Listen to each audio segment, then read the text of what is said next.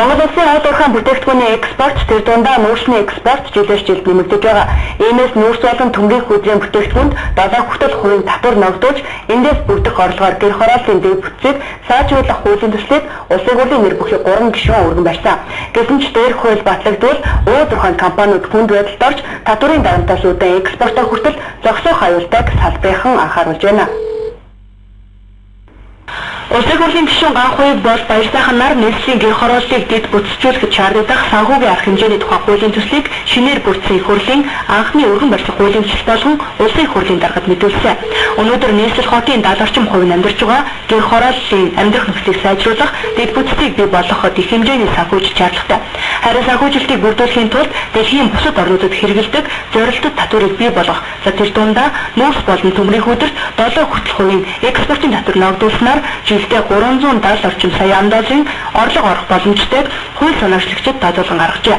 Хууль амьдралд хэрэгжснээр гэр хорооллыг дэд бүтцжүүлэхэд шаардлагатай 1.8 их найд төгрөгийн санхүүжилтийг 3-4 жил бүрдүүлэх боломжтой гэж байгаач нөгөө талаар манай улсын ууд уурхайн салбарын энэ татварыг даах чадвартай юу гэдэг нь эргэлзээтэй юм а. Хууль зүйчлэхний хувьд татварын тогтворт тодорхой орчин нэм шаардлагатай байдгийг ууд уурхайн салбарын ч чухалчилж байна.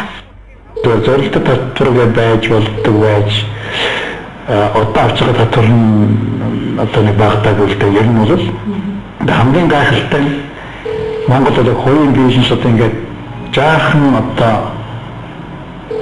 хөрөнгөлтэй болох гэх эндээ ихэн яг саяхан ингээд татвараар тэр бол зорилттой татвар гэдэг нь одоо Улаанбаатар дэвжиж шийдэж шээ. Тэгээ заавал тэр нүүрс тэмрээрээ шийдэх юм одоо ямар ч юм тийм. Нөгөө тогтворжуулалтын сан, хөгжлийн сан гэжэндээ ирээдүйн орлого их байна. Тэгээ яагаад одоо зөвхөн нүүрс тэмрээрээс нь тэгээ наслуу тэндээс гахтах. Хоёрдугаар төмөн нүүрсийн юм одоо хоноод шүү. Маш сэргэл тусалдгуугаар онолтын барьцаанд явж байна. Тэгэхээр энэ дээр нэг бүр шалдаа бодлоо дааш унахгүй байлс одоо нэг өндөр эсэхгүй болоо да тийм. Тэгээ яг тийм хэднүүд ингээд татвар тавтаагаад байгаа маа. Тэгэхээр одоо энэ татварын асуудал бол манайд одоо энэ өвчин болсон асуудал. Босхорын одоо энэ их хурл 13 он төсөөлөлтөд хэдэн татвар дэвшилт оруулж нэмэхийг одоо хийж мэдэхгүй. Лавл нэг юм гарч ирнэ. Гэхдээ одоо дахиад юун дээр одоо 68-ийн 9 нэмэгдэхийн за гайрын газраас бүр одоо ингээд гайрын бүрдэлтийн одоо тэмдэгтэй урамжиг хүртэл татварыг тогтоогоод явж шít.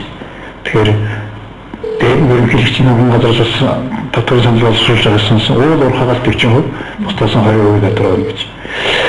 Тэгээ одоо ингээд арай илүү экспортын орлого авчрах гэж байгаа тэр татвар дээр нэмж татвар нэмээд байвал яг 68% алтнаас авдаг шиг авах татвараа авч чадахгүй байдалд ороод тэр үйлдвэрлэлийн зогсооч үедээ л их босгомжлоод байна л дээ.